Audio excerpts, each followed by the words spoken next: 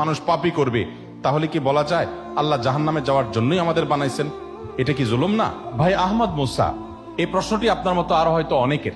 আমরা এই প্রশ্ন উত্তরে অনেক দীর্ঘ আলোচনা করতে পারলে ভালো হতো, কিন্তু আমাদের হাতে সেই সময় নেই। সংক্ষিপ্ত ভাবে বলার চেষ্টা করি। প্রথমত, আল্লাহ সংক্রান্ত যত প্রশ্ন আছে আমাদের, এই বেশিরভাগ প্রশ্নের গোড়ায় একটা বড় ধরনের গলদ আছে। সে গলদটা হলো, আমরা আল্লাহকে আমাদের মতো ধরে নিয়ে প্রশ্ন করি।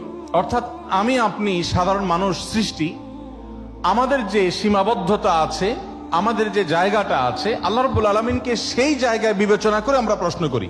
এটা হলো প্রশ্নের গোড়ায় গলদ। যেমন কেউ যখন প্রশ্ন করে যে আচ্ছা, আমাদেরকে আল্লাহ সৃষ্টি করেছেন, তাহলে আল্লাহকে কে সৃষ্টি করেছেন? নাউজুবিল্লাহ। এরকম প্রশ্ন অনেকে করেন। এই প্রশ্নটার অন্তঃসার শূন্য এবং গোড়ায় গলদ। কারণ আপনি নিজে সৃষ্টি, আপনি জানেন যে কোনো ক্রিয়া ছাড়া কোনো কর্ম হতে পারে না। সেজন্য আপনি নিজে সৃষ্টি হয়েছেন, আপনার স্রষ্টার সন্ধান করছেন যে আমি সৃষ্টি যেহেতু হয়েছে, আমার স্রষ্টা নিশ্চয়ই আছে। ভালো কথা। এখন আল্লাহকেও আপনি আপনার মতো করে ভাবছেন যে তাহলে তারও স্রষ্টা দরকার। তারও যদি স্রষ্টা থাকে, তাহলে তিনি স্রষ্টা হলেন কিভাবে? আল্লাহর যদি আবার স্রষ্টা বিবেচনা করা যায়, চিন্তা করা যায়, কল্পনা করা যায়, তাহলে তিনি স্রষ্টা হলেন কোত্থেকে? তাহলে তিনিও তো আমার মতো সৃষ্টি হয়ে গেলেন, যে তারও আরেকজন যদি স্রষ্টা থাকে। আল্লাহর কোন স্রষ্টা থাকবে না, তিনি নিজেই স্বয়ং সম্পূর্ণ। এটা তো অবশ্যম্ভাবী, কারণ সৃষ্টি জগতের আমরা সবাই যখন সৃষ্টি, তাই সকল সৃষ্টির তো স্রষ্টা দরকার।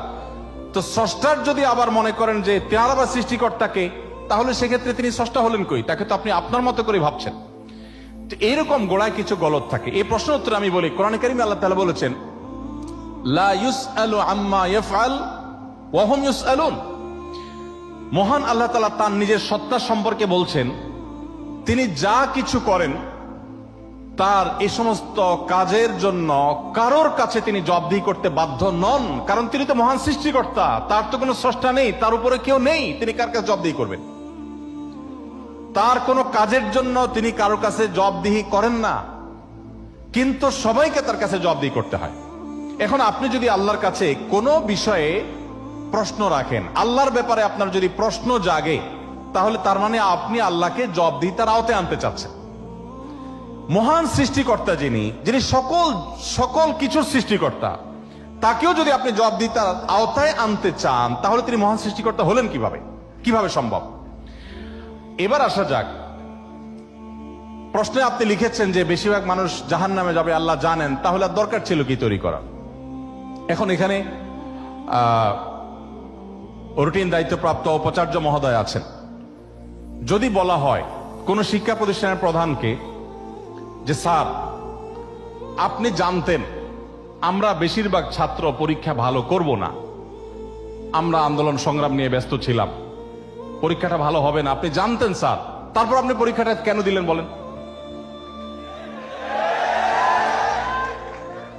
কোন কথার উপরে ঠিক? পরীক্ষা দেওয়া হয়েছে কেন? এই জন্য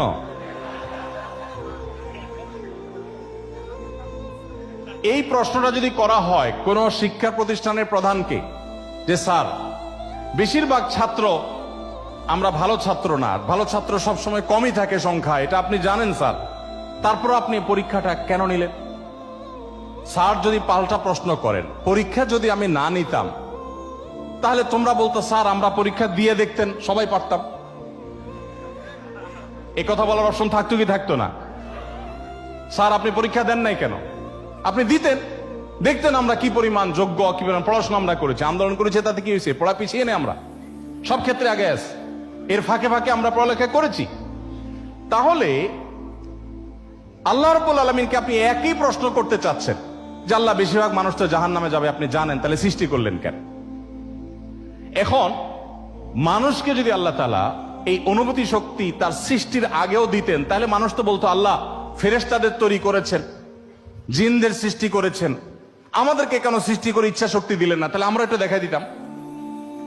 আপনি এই প্রশ্ন তো আল্লাহকে করতে পারতেন।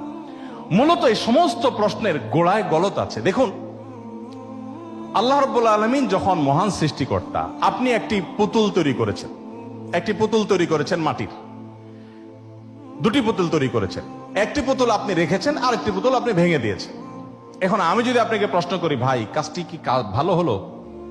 একটা পুতুল রাখলেন আর একটাকে ভেঙে দিলেন, কেন এরকম করলেন? আমার এই প্রশ্ন করাটা আপনাকে যদি আমি জবাব দিই তার আওতায় আনি, যে আপনাকে বলতে হবে এটা ইলজিক্যাল কাজ, কেন করলেন? আপনাকে প্রশ্ন যদি আমি করি, এই প্রশ্ন করার কি অধিকার আসলে আমার থাকার কথা? আপনি পুতুলটা সৃষ্টি করেছেন মাটি থেকে, করে আপনার একটা ভালো লেগেছে রেখেছেন, আর একটা ভালো লাগেনি ভেঙে ফেলেছেন। পৃথিবীর কোনো মানুষ আপনাকে জবাব দিয়ে তার আওতায় আনতে পারে? এই অধিকার আছে কারোর? থাকার কথা না। এটা একান্ত আপনার ব্যাপার। আল্লাহ রাব্বুল আলামিন যখন কিছু মানুষকে জান্নাতে দিবেন, কিছু মানুষকে জাহান্নামে দিবেন, জাহান্নামীদের সংখ্যা অনেক বেশি হবে, এই সংবাদ জানার পর আমার মধ্যে তো এই তাড়া কাজ করার কথা, যদি আমাকে জাহান্নামে যেতে হয় তাহলে আমার পরিণতি কি হবে? তাহলে আমি কিভাবে বাঁচতে পারি, কিভাবে রক্ষা পেতে পারি, কিভাবে আমি আল্লাহর কাছে আর্গুমেন্ট করতে পারি, কিভাবে প্রার্থনা করতে পারি, কিভাবে নিজেকে আমি সে শুদ্ধতার পথে রাখতে পারি? আমার তো সেই প্রচেষ্টা থাকবে। সেটা না করে আমি আল্লাহকে প্রশ্ন করছি, আল্লাহ কেন দিবেন জাহান্নামে, বলেন আগে। ব্যাপারটা কেমন হলো? আসলে আল্লাহ সম্পর্কে ধারণা না থাকার কারণে, বা আমাদের মতো করে আল্লাহকে ভাবনা চিন্তা করার কারণে, কল্পনা করার কারণে এই ধরনের প্রশ্ন আমাদের মনে আসে। যেহেতু আমাদের সামনে জান্নাত অথবা জাহান্নাম দুটি পথের একটি, অতএব একজন ইমানদার, একজন বুদ্ধিমান মানুষ, তিনি তার জান্নাতের পথকে সুগম করার চেষ্টা করবেন, জাহান্নাম থেকে বাঁচার চেষ্টা করবেন। তিনি আল্লাহকে প্রশ্ন ছুড়ে দিবেন না। আল্লাহকে প্রশ্ন ছুড়ে দিয়ে কি হবে বলেন? আমি আরেকটা উদাহরণ দেই। ধরুন আপনি একজন মানুষ, আপনাকে বলেছে দরখাস্ত দিতে, তুমি আমার কাছে দরখাস্ত দাও। আপনি আপনার এলাকার জনপ্রতিনিধির কাছে কোনো একটা কাজ নিয়ে গিয়েছেন, এবং সাথে দরখাস্ত তো নিয়েছেন, সাথে সুপারিশ নিয়ে গেছেন, হাই হ্যালো নিয়ে গেছেন, কাউকে দিয়ে ফোন করিয়েছেন, নানাভাবে আপনি চেষ্টা করে আপনি গিয়েছেন। সেই ভদ্রলোকের অফিসে যাওয়ার পর আপনি অনেক চেষ্টা করেছেন, কাজটা হয়নি। এখন আপনি কিন্তু জানতেন যে আমি দরখাস্ত লেখার নিয়ম আছে সেই হিসাবে লিখেছি, আবার সুপারিশও করেছি, কিন্তু আসলে হবে সেটাই যেটা তিনি চাইবেন, তার এখতিয়ার আছে এটা পাশ করা বা না করা।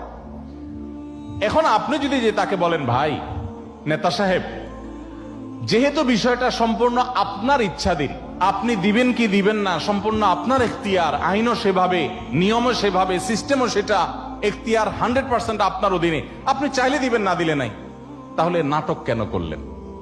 দরখাস্ত দেওয়ালেন কেন আমাকে দিয়ে? আমাকে কেন আসতে বললেন? আপনি জানেন সিদ্ধান্ত নেতার হাতে, সিদ্ধান্ত জনপ্রতিনিধির হাতে, সিদ্ধান্ত সে ব্যক্তির হাতে। আপনি জানেন তিনি যা ডিসিশন নেবেন সেটাই হবে। এটা জানার পরও আপনি কিন্তু আপনার চেষ্টায় কোনো ত্রুটি করছেন না, এমনকি আপনি পাবেন না সেই সম্ভাবনা জোরালো হওয়া সত্ত্বেও আপনার চেষ্টা কিন্তু আপনি ত্রুটি করেন না। সেখানে আপনি মানুষ হয়ে বলছেন যে আল্লাহ যাকে জাহান্নামে দিবে সে তো জাহান্নামে যাবেই, এর ব্যত্যয় তো হবেই না, তাহলে আমার আর কষ্ট করে লাভটা কি? আরেকটি উদাহরণ মনে হয়েছে। এক ভদ্রলোক, তিনি একজন মুসলমানকে, একজন সন্দেহের মধ্যে থাকা মুসলমান, নামকা হচ্ছে মুসলমান, তিনি একজন সিরিয়াস মুসলমান, প্র্যাকটিসিং মুসলমানকে জিজ্ঞেস করতেছে, ভাই প্রতিদিন নামাজের জন্য আহ্বান করে, ভাই নামাজ পড়তে চলো। তো বেনামাজি মুসলমানটা বলে, না ভাই আমি যাব না। তো একদিন বলতেছে, আচ্ছা শুনেন, আল্লাহর ইচ্ছার বাইরে তো কিছু হয় না, আমি আসলে নামাজে যাই, এটা আল্লাহ চাচ্ছেন না, এই জন্য আমি যাই না। তো যেহেতু আল্লাহর ফয়সালা হয়ে গেছে, আমি যেতে পারছি না, তার মানে আল্লাহ আমাকে যাওয়ার তৌফিক দেন না, সেজন্য যাচ্ছি না। তাহলে আপনি অযথা চেষ্টা করে লাভ নাই, কেন আমাকে প্রতিদিন ডাকেন, কোনো দরকার নেই। তো এই ভদ্রলোক তিনি যখন বলেছেন যে আল্লাহ চাইলে তো আমি নামাজ এমনিই পড়তে যাব, আল্লাহ যখন আমার জন্য নামাজের ফয়সালা করবেন, আপনি ডাকা ছাড়াই আমি যাব, আর না করলে তো আমি যাব না, তাহলে আপনি অযথা কেন চেষ্টা করছেন? এই কথা বলার পর ওই নামাজি ব্যক্তি তার কোনো উত্তর না দিয়ে পরের দিন এই ভদ্রলোক যখন অফিসে যাবে কাজের জন্য, একই সাথে তারা থাকে, তো শার্ট প্যান্ট পরে যখন সে কাজের জন্য বের হবে, তখন তার এই দোস্ত দরজা আটকে ফেললো এবং সামনে দাঁড়ায় বলল, আজকে তো যাওয়া যাবে না। তো বলে, কেন যাওয়া যাবে না? বলে যে আল্লাহ তো রিজিক দাতা, অতএব আপনার নসিবে যেটা আছে সেটা তো এমনিতেই আসবে, আর না থাকলে আসবে না, আপনি গেলেও আসবে না, তাহলে কেন যাচ্ছেন? রিজিকের ব্যাপারে আপনি নামধারী মুসলমান হিসাবে, নাম সর্বস্ব মুসলমান হিসাবে আপনি বিশ্বাস করেন যে রিজিকে যা আমার বরাদ্দে আছে সেটা আসবেই, কিন্তু আমার চেষ্টা আমাকে করতে হবে। ওই যে ডিসিশন নেতার হাতে, কিন্তু আমাকে দরখাস্ত দিতে হবে, আমাকে অ্যাপ্রোচ করতে হবে, আমাকে চেষ্টা করতে হবে। আমার এই চেষ্টা করাটা হলো আমার দায়িত্ব। দিবেন কি দিবেন না 100% তার ইখতিয়ারে। আমি জানি তিনি না দিলে আমার চেষ্টা করেও কিছু হবে না, কিন্তু তাই বলে আমি চেষ্টা বন্ধ করব না। ঠিক একইভাবে আমি জান্নাতের জন্য চেষ্টা করব, এটা আমার কর্তব্য, এটা আমার বাঁচা মারার লড়াই। আল্লাহ তাআলা আমাকে জান্নাতে দিবেন কি দিবেন না ডিসিশন তারটাই চূড়ান্ত, তাহলে আমার কাজ করে লাভ কি?